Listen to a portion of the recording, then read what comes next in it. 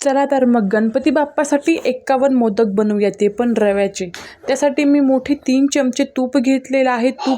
तूप कडकडीत गरम झालं की मी इथं 200 ग्रॅमचा 1 कप म्हणजे 400 ग्रॅम मी इथं रवा घेतलेला आहे. म्हणजे 2 कप मी इथं रवा घेतलेला आहे. रवाला तुपामध्ये छान कुरकुरीत 5 ते 6 मिनिटं लो गॅसवरती भाजून घ्यायचं आहे.